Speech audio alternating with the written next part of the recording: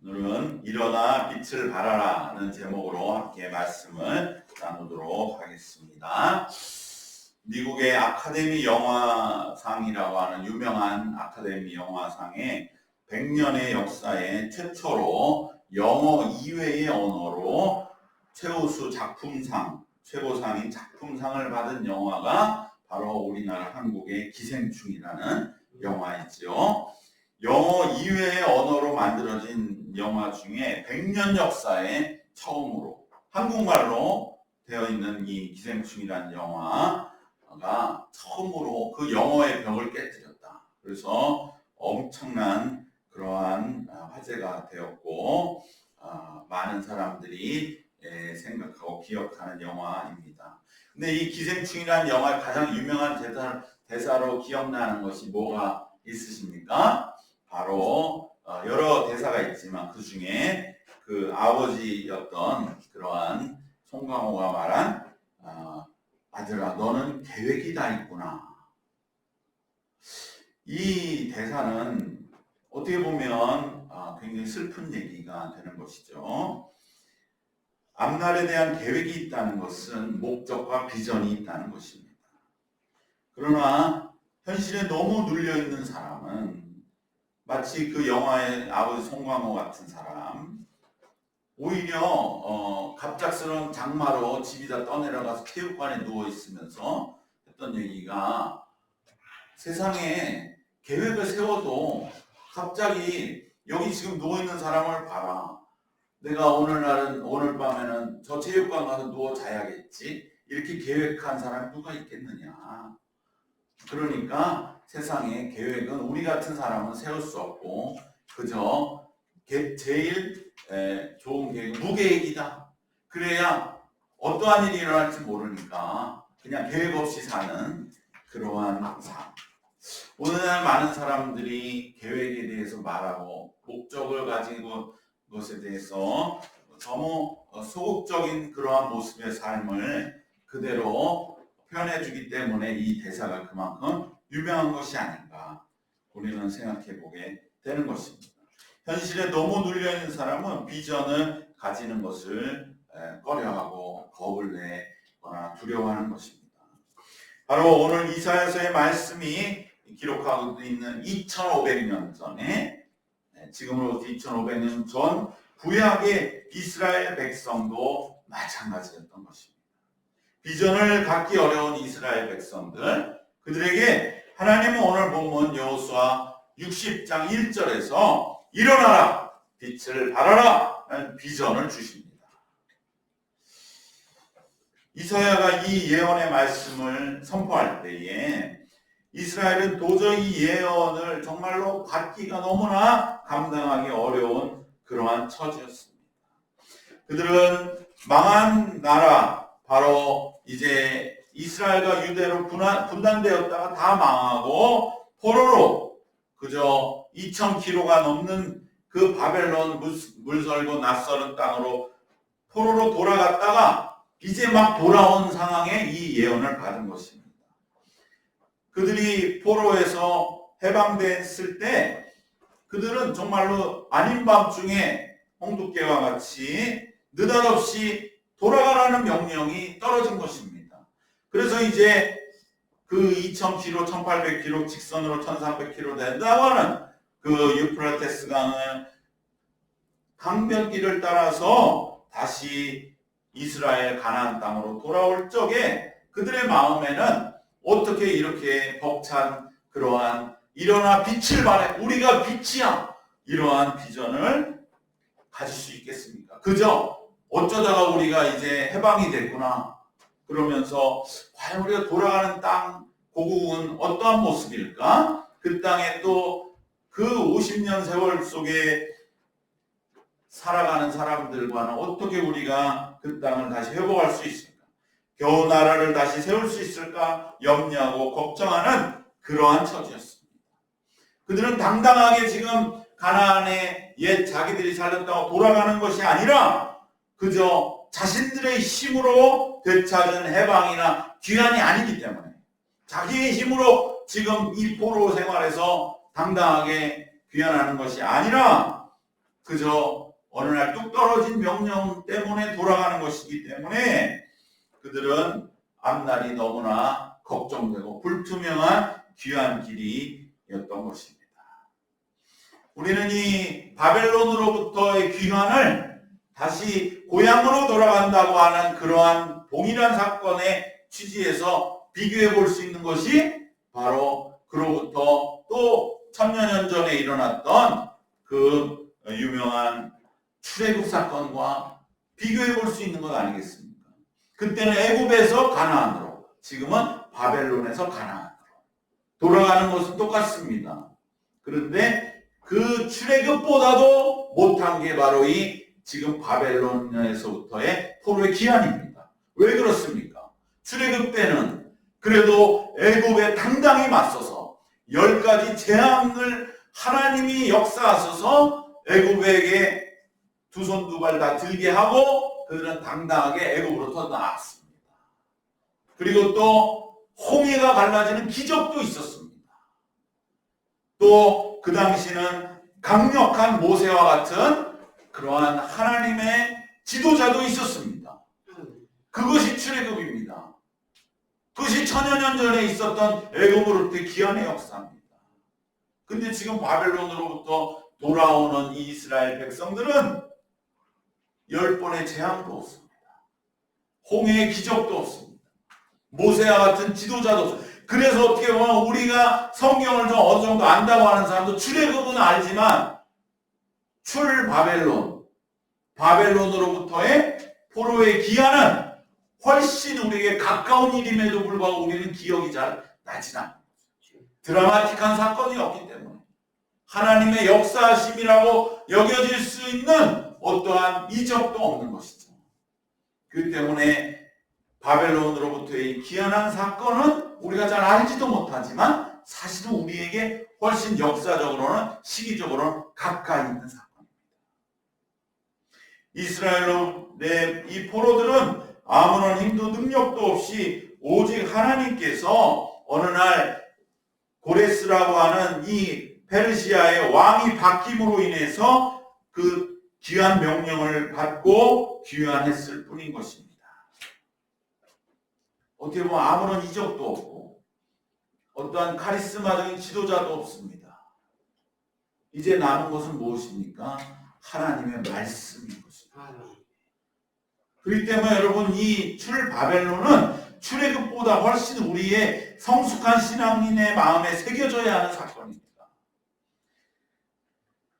겉으로 볼 때는 어떠한 이적은 없지만 그들의 마음 속에는 오히려 오늘날 우리 신앙의 모습 속에 어떠한 분명한 이적이나 사건은 없어도 우리가 말씀을 붙들고 믿음의 길을 걸어가는 삶이 복된 것처럼 우리는 바벨론의 이 포로로부터의 귀환의 사건을 더 우리의 마음속에 분명히 새길 때 더 큰 하나님의 은혜가 있는 줄 믿습니다. 외적으로 보면 포로의 귀환은 거저받은 그러한 역사적으로 말하면 정치적으로 말하면 부끄러운 해방이요 귀환입니다. 그리고 이제 겨우 그들은 숨통이 트였을 뿐입니다. 그러한 이들에게 하나님은 놀랍고 원대한 비전, 일어나라 빛을 발하라. 너희들의 삶은 지금 너무 부끄럽게 겨우 구원받아서 해방받아서 귀환받아 돌아오는 삶. 어떻게 보면 그 땅에는 낯선 사람들이 살고 있을 것이고 너희들이 그곳에 터를 잡고 다시 살게 될지 겨우 나라를 세울 수 있을지 그곳에 사는 사람들을 어떻게 이제 대적해야 할지 너무나 아무것도 없는 것 같지만 일어나 빛을 발하라. 너희들이 오히려 이방의 빛으로 우뚝 설 것이다 라고 하는 원대한 비전을 주실 때 하나님 우리가 이것을 어떻게 받을 수 있습니까?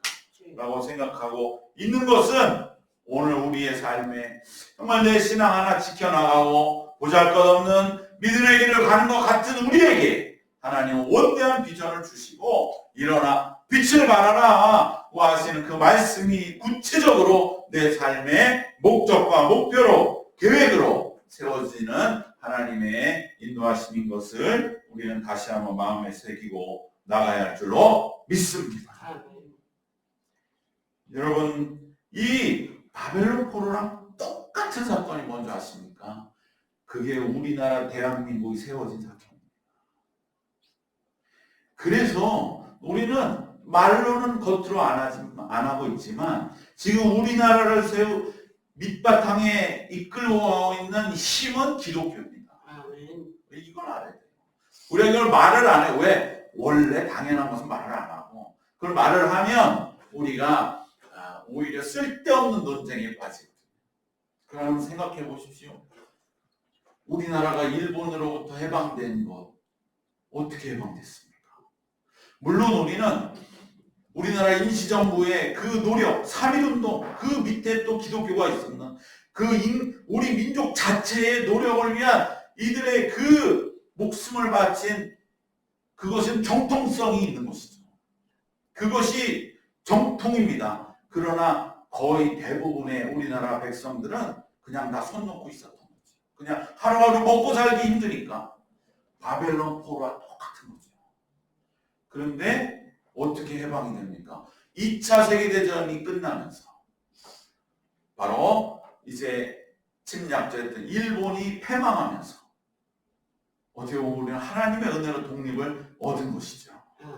그리고 거기에 정통성이 있는 사람들은 물론 우리나라의 자체적인 임시의 정부를 세웠던 사람들이지만 그 사람들도 대부분 기독교적인 배경이 있었던 것이고 그러나 더 큰 하나님의 은혜.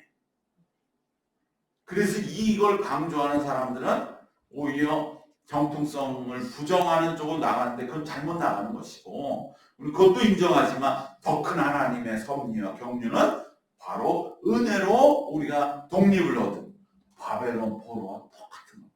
그러니까 우리의 머릿속에는 기독교가 너무 친숙한 거예요.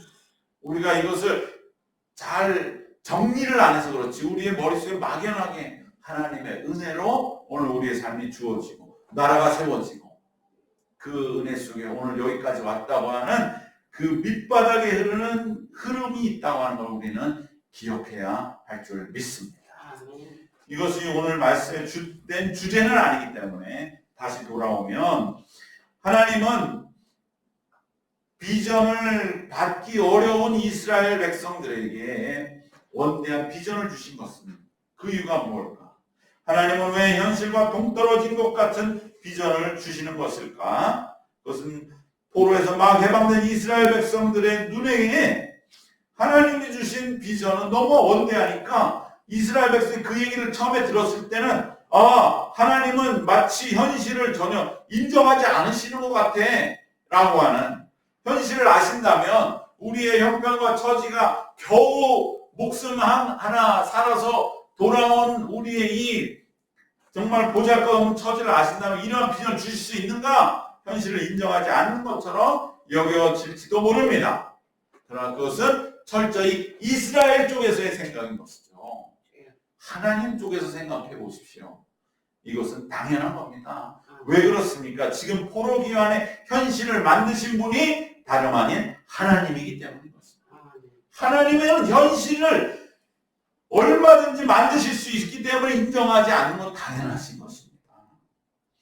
이스라엘 포로들은 힘들고 고생스러운 포로 생활을 겨우겨우 견뎌 가느라 눈앞의 현실이 무거운 산처럼 요지부동의 일처럼 여기 나머지 배후에 계신 하나님의 역사를 잃어버리고 있는 것일 뿐입니다.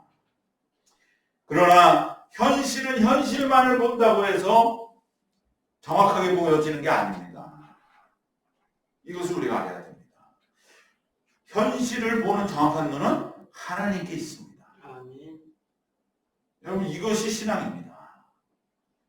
현실을 누가 정확하게 보고 계시냐? 하나님이 정확하게 보고 계신다. 우리는 생각할 때 하나님 지금은 내가 잘 알아요. 하나님 현실은요 매달 월세가 돌아오고 카드값이 돌아오고 하나님 기도만 한다고 누가 월세 보태줍니까? 누가 내 카드를 메꿔줍니까? 이게 현실입니다. 이것은 아직 부족한 것입니다. 신앙은 물론 그러한 현실에도 불구하고 그럼에도 불구하고 현실은 하나님이 알고 계십니다. 하나님이 정확히 보고 계십니다. 하나님이 정확히 현실에 대해서 꿰뚫고 계십니다. 이것을 우리가 인정하고 고백하고 그것이 이해가 안 되면 그냥 항복하는 그것이 신앙이요. 그것이 오히려 나중에 지나고 보면 깨달아지는 겁니다. 정확한 현실은 하나님이 보고 계시고 하나님이 알고 계시고 깨닫고 계시는 것입니다. 오늘 우리 말씀 속에서 하나님만이 지금 이스라엘이 처한 현실을 정확히 깨뜨려 보고 계십니다. 그 말씀이 오늘 60장 이전에 나오는 59장의 말씀입니다. 지금 이스라엘의 정확한 현실은 나라가 망하고 포로가 끌려갔다가 60여 년 만에 귀환하게 되었는 사실은 똑같습니다. 그런데 이제 왜 이스라엘이 망하게 되었는지에 대해서 비로소 이스라엘이 자기 자신들의 죄악 때문이라고 인정하게 된 것이 현실이라고 하나님은 말씀하십니다. 하나님의 말씀을 떠나고 우상을 숭배하며 죄악 때문에 나라가 망하고 포로 생활을 했던 시기는 너무나 참혹한 시기였는데 그것은 이제 비로소 이스라엘이 그 시기를 통해서 이스라엘은 비로소 회개하는 자리에 이르게 됐다고 하는 게 현실이라는 거예요.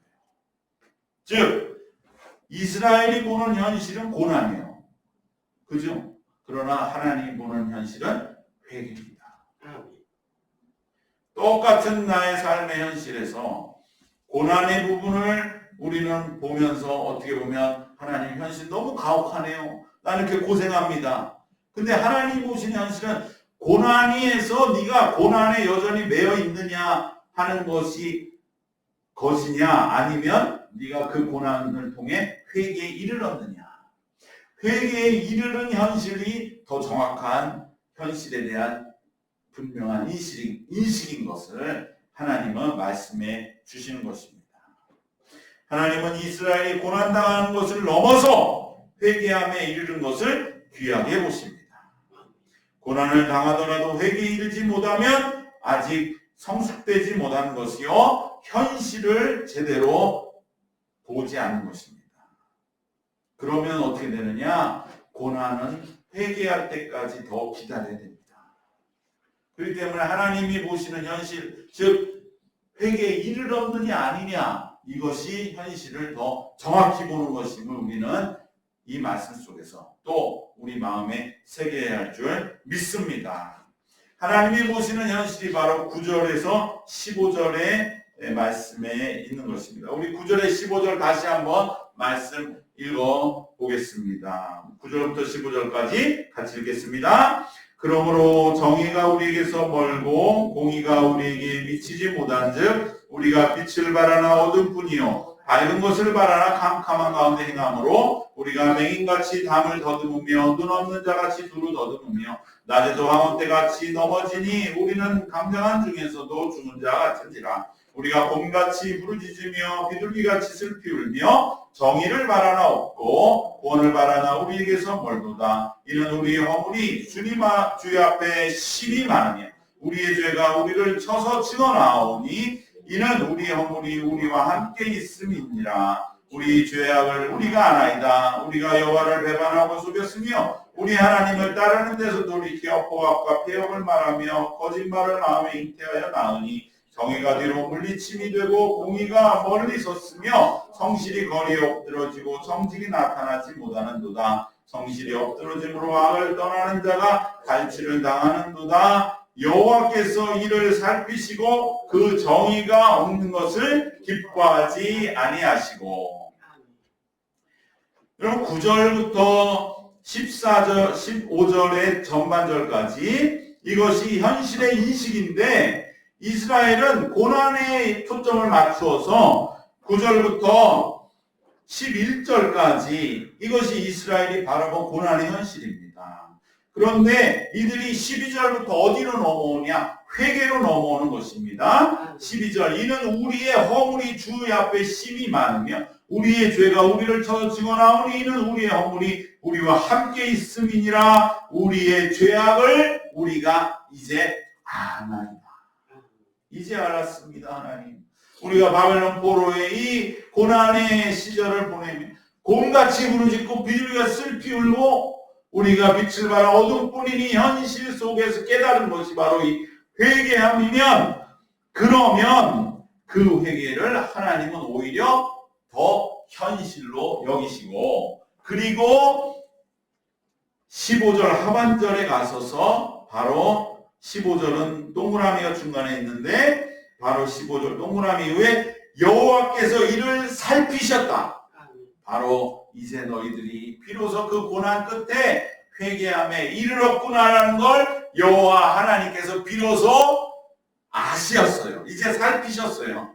그리고 그 정의가 없는 것을 기뻐하지 아니하시고 이제부터는 바꿔야겠다. 왜? 이스라엘이 회개에 이르렀으니까. 이것이 바로 하나님 보시는 현실입니다. 이 현실을 보시고 그리고 이제는 그들을 귀환시키고 해방시키셔서 바로 하나님은 그들에게 비전에 이르도록 인도하시는 것입니다. 다만 고생에만 매일 것이 아니라 고난이 주는 회개함으로 이스라엘이 이제 변화되어 나온 것을 하나님은 현실 속에서 가장 귀중한 사건으로 여기십니다. 이제 이스라엘을 다시 귀환시킬 때가 오셨다고 보신 것은 이스라엘이 당한 고난 때문이 아니라 회개 때문이었습니다. 그리고 귀환하는 이스라엘에게 이제 16절 이하에서 하나님은 두 가지의 약속을 주십니다. 먼저 그들에게 구원자를 보내실 것을 약속해 주십니다. 20절, 21절 말씀, 그리고 영과 말씀을 영원히 주시겠다는 은혜를 먼저 베푸십니다. 우리 20절, 21절을 다시 한번 공독하겠습니다. 20절, 21절 함께 읽겠습니다. 여호와의 말씀이니라 구속자가 시온에 임하며 야곱의 자손 가운데에서 죄과를 떠나는 자에게 임하리라. 여호와께서 이르시되 내가 그들과 세운 나의 언약이 이러하니 곧 내 위에 있는 나의 영과 내 입에 둔 나의 말이 이제부터 영원하도록 내 입에서와 내 후손의 입에서와 내 후손의 후손의 입에서 떠나지 아니하리라 하시니라. 여호와의 말씀이니라. 20절 말씀하시잖아요. 여호와의 말씀이니라 구속자가 시온에 임하며 구원자가 시온에 임하며 21절에서 영과 말씀이 우리의 입에 영원히 떠나지 아니하게 하겠다는 약속을 주신 이후에 비로소 오늘 60장 1절의 비전 일어나 빛을 발하라는 비전을 주신 것입니다. 그렇기 때문에 이 비전은 결코 허황되거나 버거운 비전이 아니라 이스라엘이 받을 수 있는 비전인 것입니다. 비록 지금은 아무것도 없이 귀환하는 처지를 할지라도 바로 이 비전은 당장 품고 이제 그들의 삶을 일으킬 수 있는 원대한 비전이 되는 것입니다.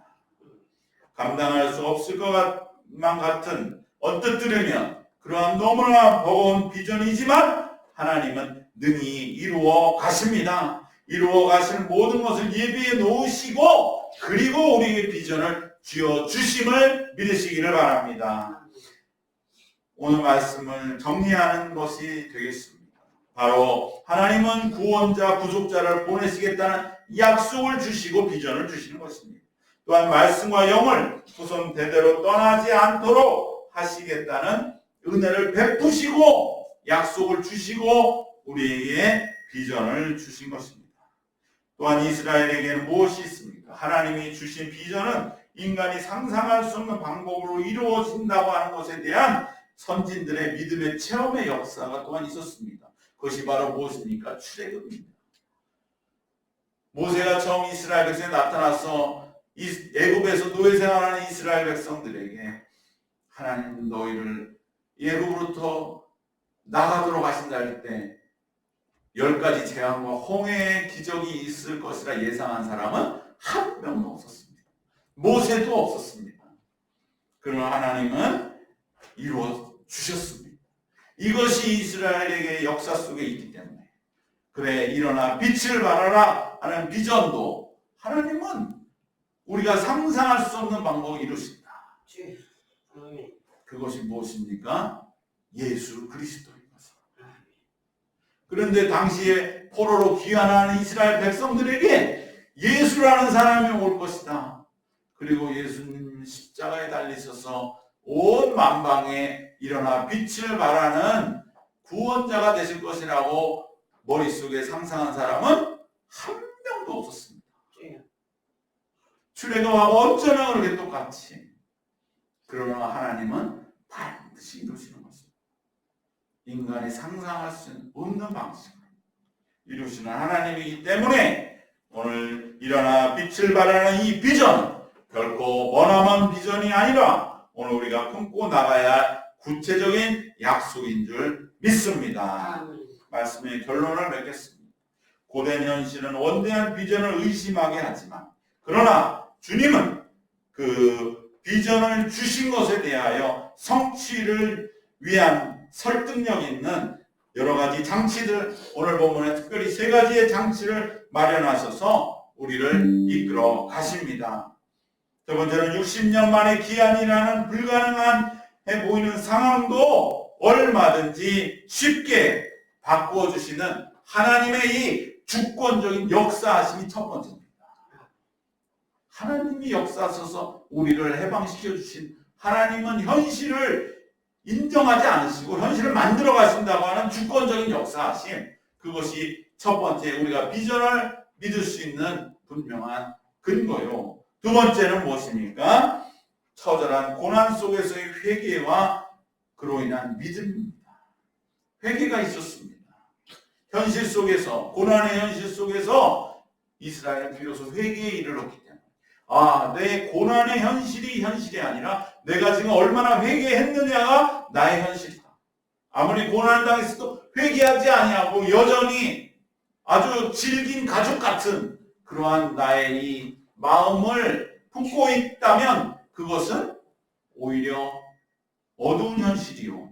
고난 중에 아무리 심해도 내가 회개의 자리에 있다면 이미 고난은 이제 더 이상 나를 해치지 못하고 이제 나는 회개로 넘어왔기 때문에 하나님은 이제부터 나를 구원하시고 빛의 자리로, 비전의 자리로 인도하신다. 이것이 현실이 되는 것을 우리는 이 두 번째로 하나님은 우리의 비전의 성취를 위해 나아가는 두 번째 길로 이루어 놓으셨습니다.